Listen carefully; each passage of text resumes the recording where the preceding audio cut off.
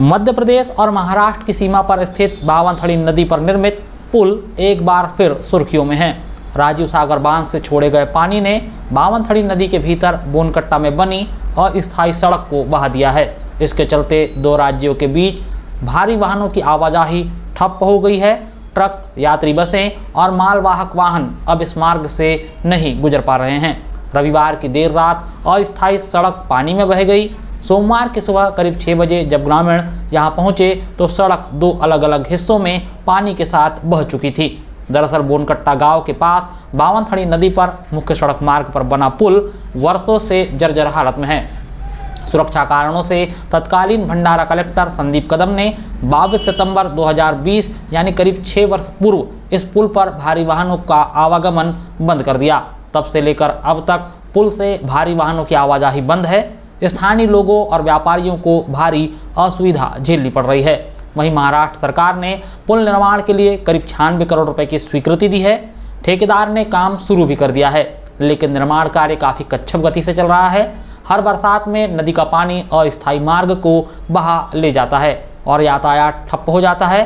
खैर, अभी गर्मी के सीजन में आवागमन बंद हुआ है।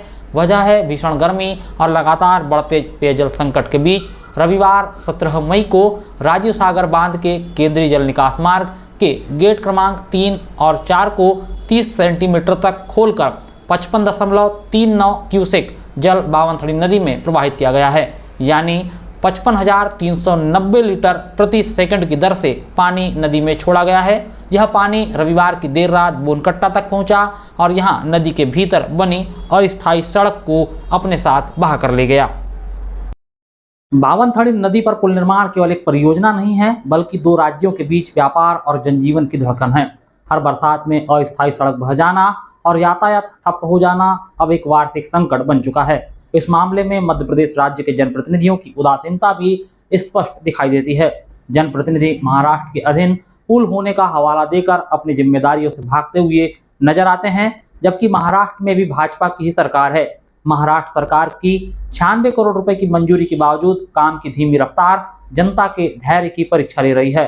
ट्रक, बसें और मालवाहक वाहन रुकने से किसानों, व्यापारियों और यात्रियों को लगातार नुकसान उठाना पड़ रहा है। यह केवल आर्थिक नुकसान नहीं, बल्कि सामाजिक असुविधा भी है।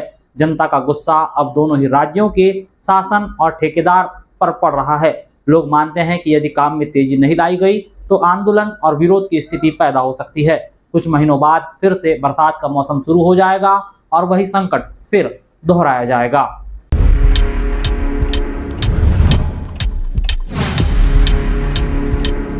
नहरटोला में वन्य प्राणी तेंदुए की आमद से ग्रामीणों में दहशत, पालतू श्वान को किया घायल।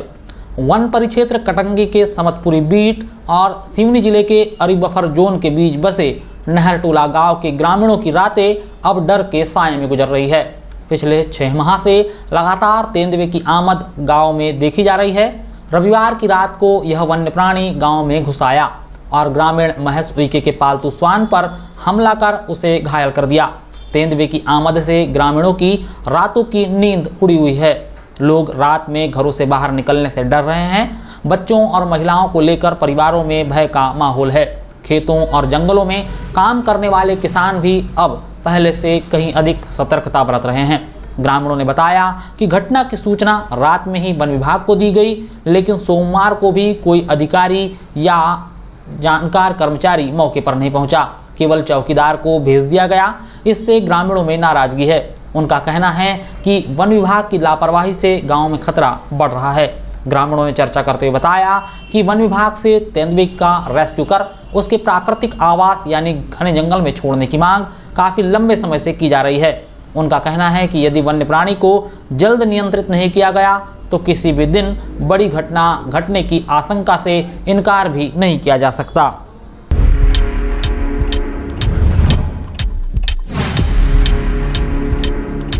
वन्य प्राणी जंगली सुअर का शिकार करने के लिए करंट बिछाने वाले 2 आरोपी गिरफ्तार।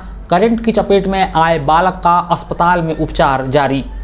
कटंगी थाना क्षेत्र के महदोली गांव में 27 मार्च को एक दर्दनाक घटना सामने आई थी। गांव के खेतों के बीच पौनिया मार्ग पर जंगली सुअर का शिकार करने के लिए करंट बिछाया गया था। जिसकी चपेट में आने से महदोली गांव का 8 वर्षीय बालक योग रहंगडाले घायल हो गया था। बालक को तब तत्काल सामुदायिक स्वास्थ्य केंद्र कटंगी लाकर भर्ती करवाया गया था। यहाँ जिला अस्पताल बालाघाट और फिर उसे नागपुर ले जाया गया, जहां करीब 1 माह तक उसका उपचार चला। इस दौरान एम्स में डॉक्टरों को उसका एक हाथ बचाना संभव नहीं हो पाया और हथेली काटनी पड़ी। वर्तमान में उसका इलाज बालाघाट में जारी है। योग के पिता संतोष रहंगडाले ने बताया कि उनकी आर्थिक स्थिति बेहद कमजोर है। बेटे के इलाज में अब तक बहुत अधिक खर्च हो चुका है। विधायक के प्रयासों से राज्य सरकार से कुछ आर्थिक मदद मिली, लेकिन पूर्ण उपचार के लिए अब भी पैसों की जरूरत है।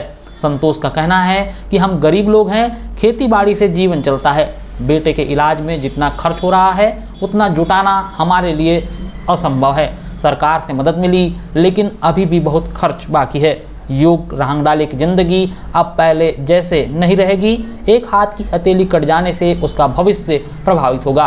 पढ़ाई, खेलकूद और सामान्य जीवन में उसे कठिनाइयों का सामना करना पड़ेगा। इधर घटना के बाद कटंगी पुलिस ने जांच शुरू की थी। थाना प्रभारी धर्मेंद्र कुशराम के नेतृत्व में प्रधान आरक्षक अनिल चौके, आरक्षक नीरज तिवारी सहित अन्य पुलिसकर्मियों ने लगातार प्रयास किया और करीब 1.25 माह बाद पुलिस ने 2 आरोपियों को गिरफ्तार किया है। पुलिस ने बताया कि पूरे मामले में संजय उर्फ संजू पिता मनसाराम मरसकोले उम्र 35 वर्ष, सचिन पिता झालूलाल अड़माचे उम्र 40 वर्ष, दोनों निवासी महदोली को गिरफ्तार किया गया। पुलिस ने इनके खिलाफ भारतीय न्याय संहिता 2023 की धारा 125A और विद्युत अधिनियम 2003 की धारा 135, 138 के तहत कार्रवाई की। घटना ग्रामीण इलाकों में वन्य प्राणी जंगली सुअर के शिकार के लिए अपनाए जाने वाले खतरनाक तरीकों पर भी सवाल खड़ी करती है।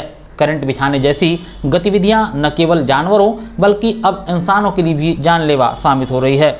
आज मासूम योग की जिंदगी पर संकट बना हुआ है और परिवार अब भी इलाज के लिए मदद की गुहार लगा रहा है।